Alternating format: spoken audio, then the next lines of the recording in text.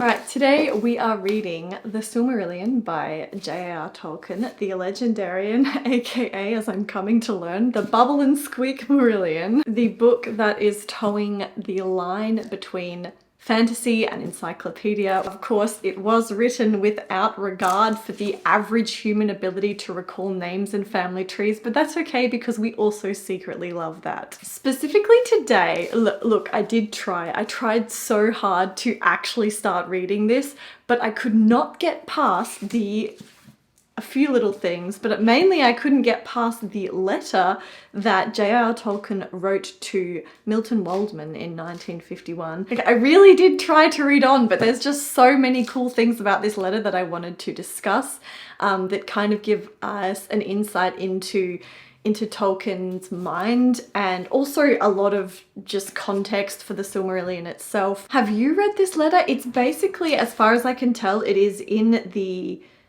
at least it's in this edition, which was released in 2021, I believe.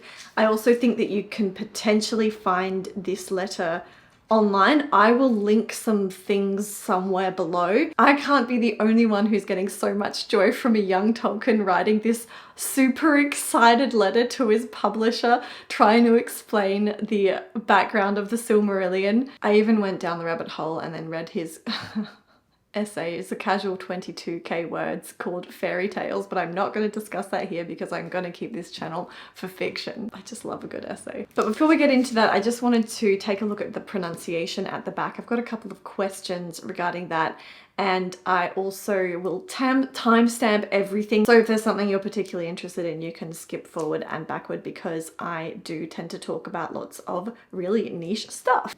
So I mean, how cool is the pronunciation guide? Just love that so much. I assume this pronunciation guide is in every edition and is much the same. The questions that I've got, it's all relatively straightforward. The only issue that I've got that does not make sense is the pronunciation AE is described as, so the two letters AE together, is described as they are a combination of individual vowels, but it says may be pronounced. Does that mean that that is pronounced, or is this an optional thing, in which case it is kind of annoying like English? Or is it also in some instances pronounced as individual vowels like I or oe?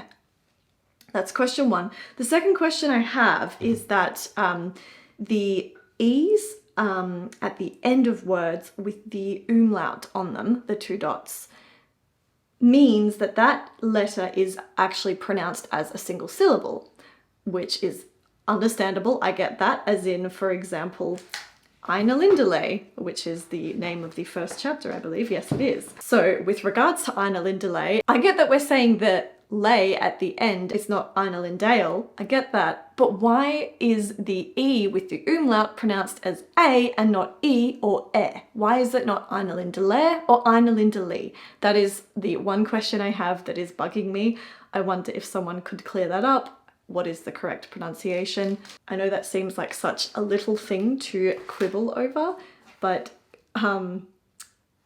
of all of the fantasy books to read to get the language and pronunciation correct, I think this is the one, folks. So let's get this right to begin with. I also wanted to shout out I've been doing like a bit of research online as to like different stuff to look at to help. I found hilariously a blog post that is available. I'll link it below on, I forget the name of the website, but I'll link it below. It's by Jeff Lasala, and there are many blogs out there on the Silmarillion and just Tolkien world stuff in general, but this one cracked me up. Jeff, you are a funny guy. So I'm gonna stick with this blog and highly recommend that you check it out. Once again, I'll link it below.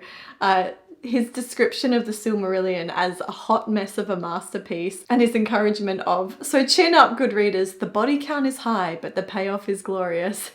Which reminds me of when I had told my friends that I was getting the Silmarillion to read it.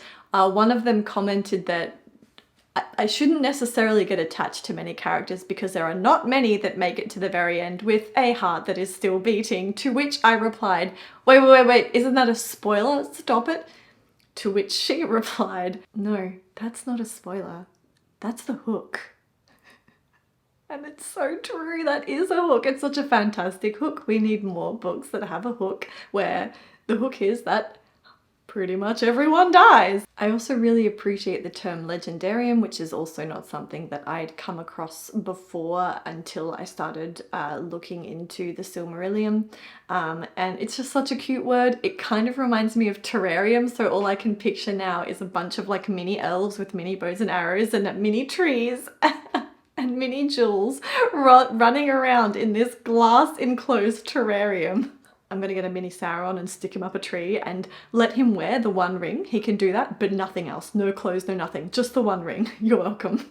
I'd also didn't realize how crucial Christopher Tolkien was in a lot of the publishing of Tolkien's work after he died. I did not know how crucial that was. In the edition that I have, there is a foreword written by Christopher Tolkien, basically explaining, this was a foreword to the 1977 edition, which is when it was originally published, basically explaining that, look, this Silmarillion, all of these stories and myths that he has created are basically a reservoir of Tolkien's most profound reflections. And Christopher also went on to say that a lot of this mythology and poetry sank down behind his theological and philosophical preoccupations, from which arose incompatibilities of tone. So from this I can assume, considering that the Lord of the Rings and the Hobbit were published earlier on in his career, and then the Silmarillion never was, I can only assume that maybe Tolkien lost interest in getting this published. I don't know really the history there, because his interest switched over to his theology and philosophy, which is kind of sad. I do wonder if he had stuck to Silmarillion and really pushed for it to get it published in his lifetime, if there would have been any more content added, if it would have been more of a chronological and sort of a read that made a lot more sense without having all these gaps. I do wonder, but we'll never know. Then there's another preface that Christopher Tolkien wrote in 1999, which is to the second edition, which is the edition I have here, which is where he basically introduces the letter, which is what I'm about to talk about. And that's really interesting because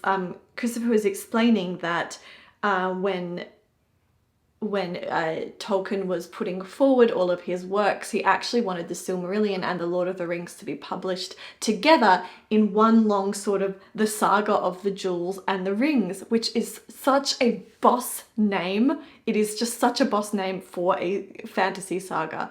There is something so powerful about having two kind of feminine associated words, jewels and rings, the name of an epic fantasy. That juxtaposition just makes it so powerful, and I love it. The Lord of the Rings is a cool name. The saga of the jewels and the rings, that's so brilliant. But it would have been kind of crazy because that saga would have covered all three ages. That would have been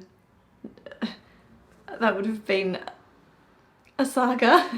He also talks about how, because this letter that Tolkien wrote to Waldman was actually lost, but a transcript was made, and when Tolkien was going back through the transcript to try to make corrections, the main thing he was correcting was spellings of names that had been screwed up, which is just the funniest and cutest thing, because I can imagine Tolkien tearing his hair out going, they're all wrong. All of my names are spelled wrong.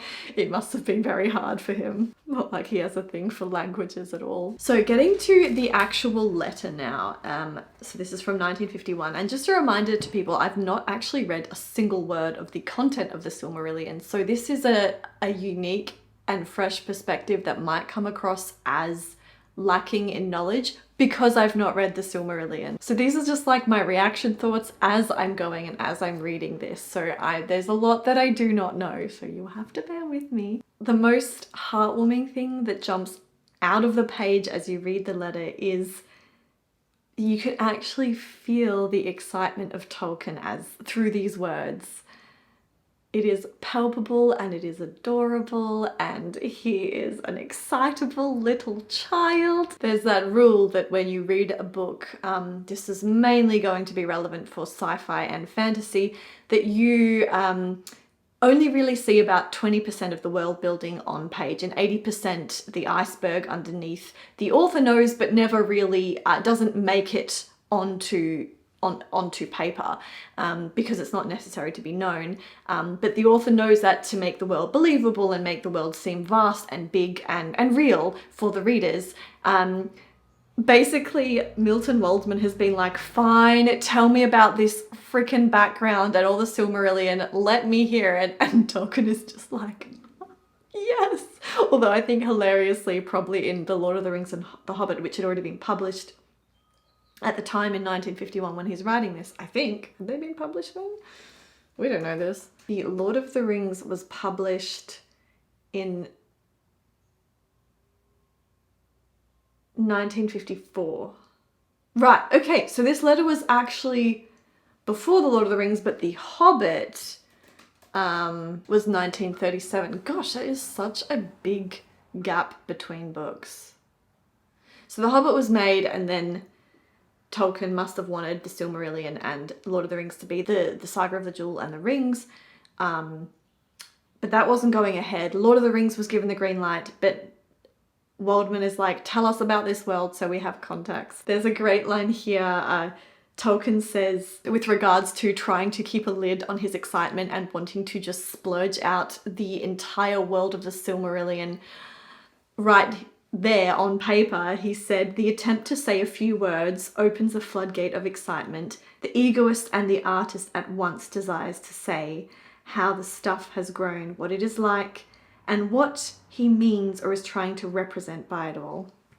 It's just so beautiful. I also love how he's like admitting to the fact that his ego is getting stroked. There was in a letter he wrote later in his life, after he had sort of risen to like fame from his books, he also said, regarding fame, even the nose of a very modest idol cannot remain entirely untickled by the sweet smell of incense. So I really appreciate how he admits that it's so hard not to be filled with like joy at your work being published and loved by so many, but also it feels really good for the dopaminergic ego. Yeah, like Tolkien, I don't think ever thought that people were going to be reading this letter.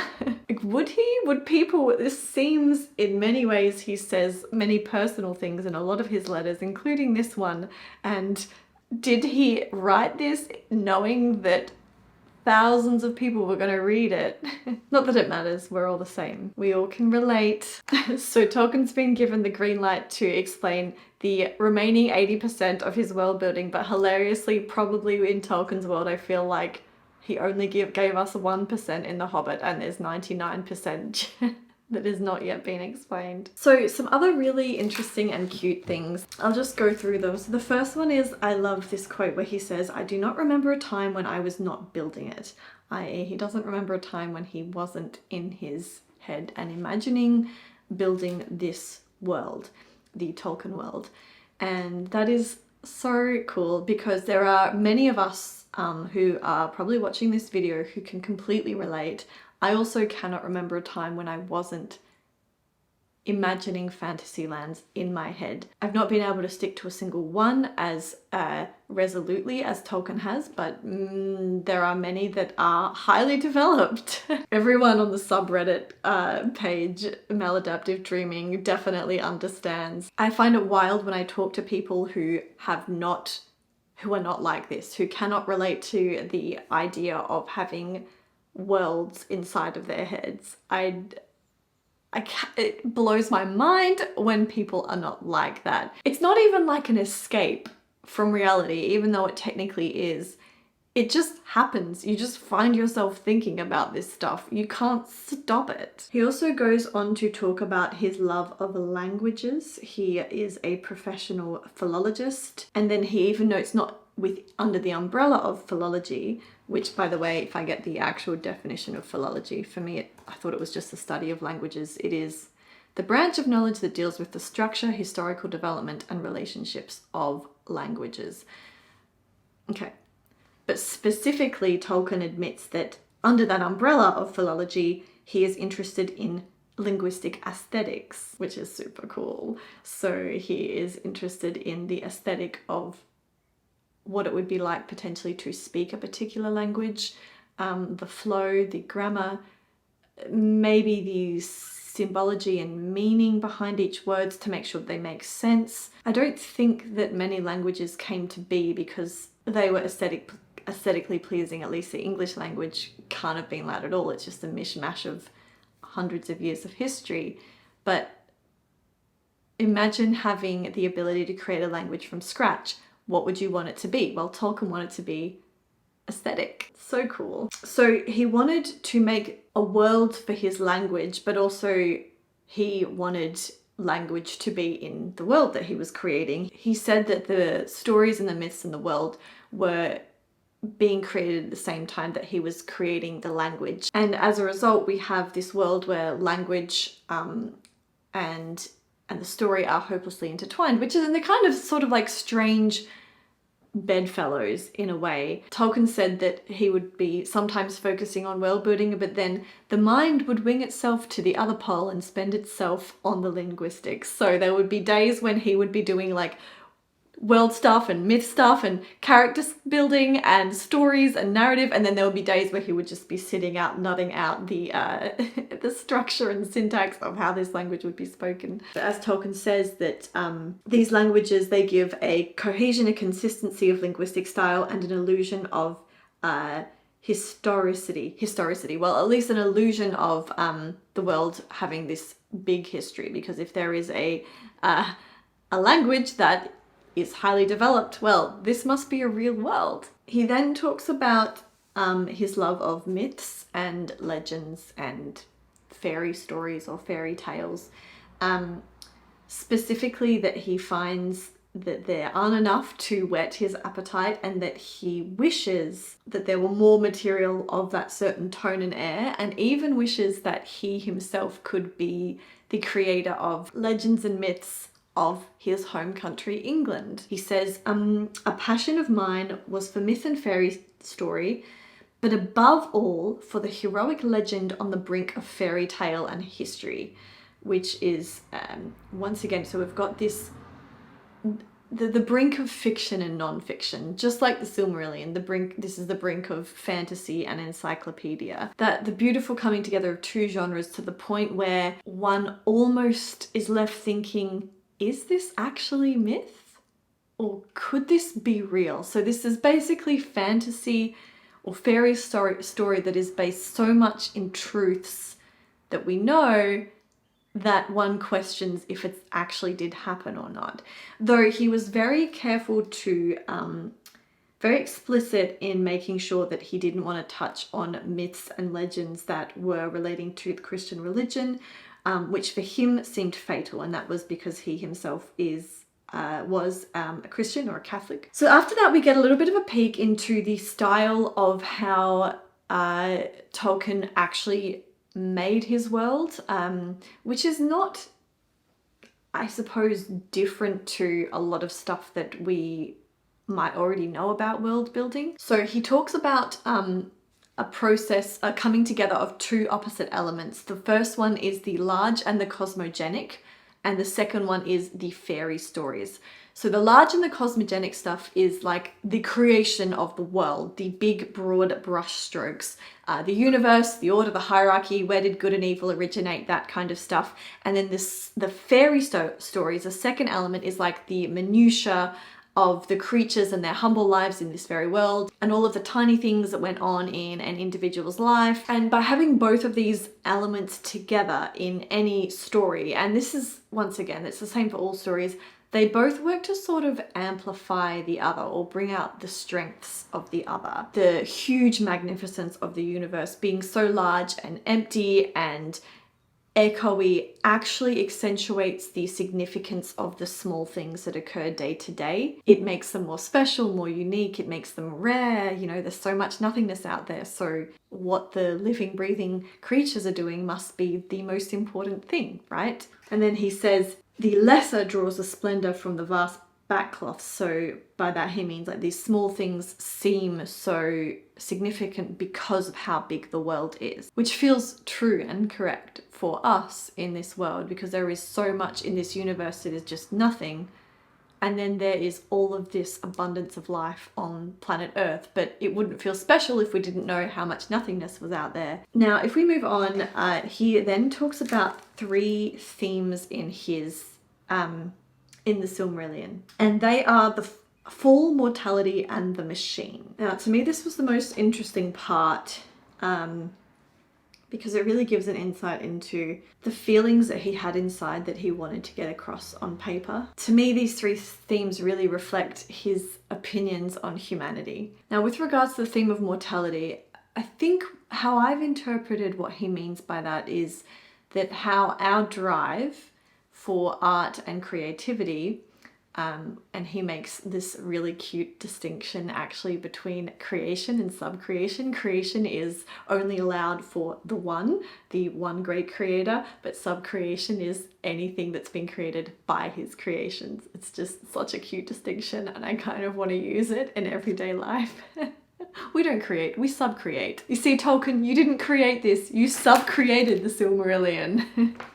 True creation is the purview solely of the one great creator. So mortality for me is how our drive for art and creativity, that endless drive that I can certainly relate to, is set up against the fact that we are limited by mortality and the needs of living, of breathing, of eating, of breeding, being a hot-blooded creature who has needs for shelter, etc. And for the elves who are immortal, they still had these, they still were bound by limits. For men, they had even more time limits. And it is here that I cannot help but quote Albert Camus from The Myth of Sisyphus: the essential passion of man torn between his urge towards unity and the clear vision he may have of the walls closing in around him.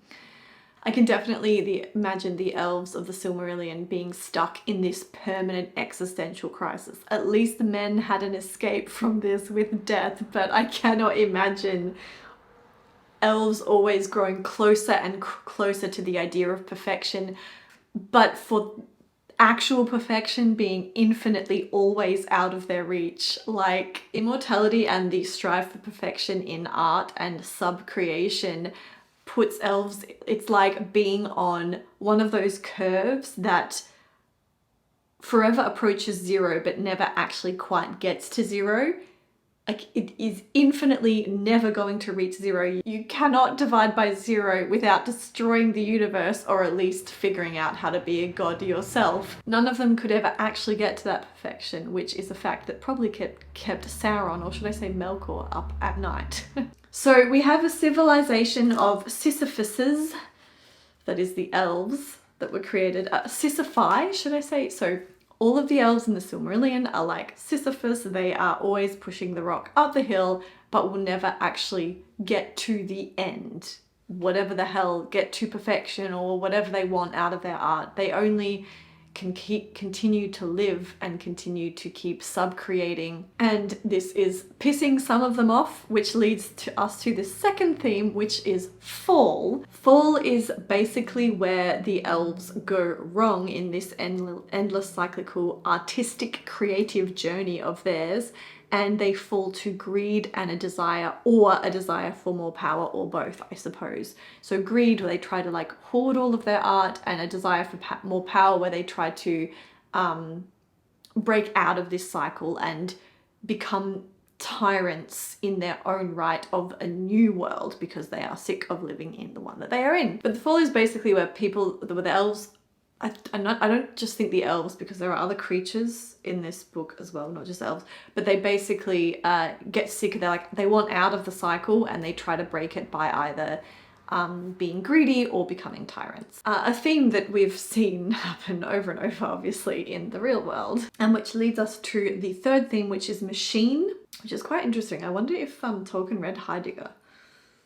Fascinating. The machine is basically the use of devices to gain power, but specifically devices that were not inherent in the inner powers or talents of of that creature. So basically any device that is used to dominate and reform creation, like basically challenge creation. He notes, and I'll talk more about this, I assume, when we get to Ainulindalë and the beginning and the creation of the world, that the beginning of evil was one big giant fall, essentially. This is fascinating. So the creator didn't want to create evil itself. The creator wanted to create something that could create evil, so that that creator was one step removed from being responsible for creating evil. So he created Melkor, knowing what was going to happen.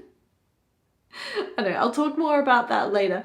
But essentially, once evil was created, evil was able to seduce a lot of the elves, even though evil hated the elves. Some would fall into greed and possessiveness, while others sought power. So he really talks about how the fall is really either greed and possessiveness or the desire for power, as if they're the only two things that evil is. And they are obviously two big parts of a lot of typical evil in our world.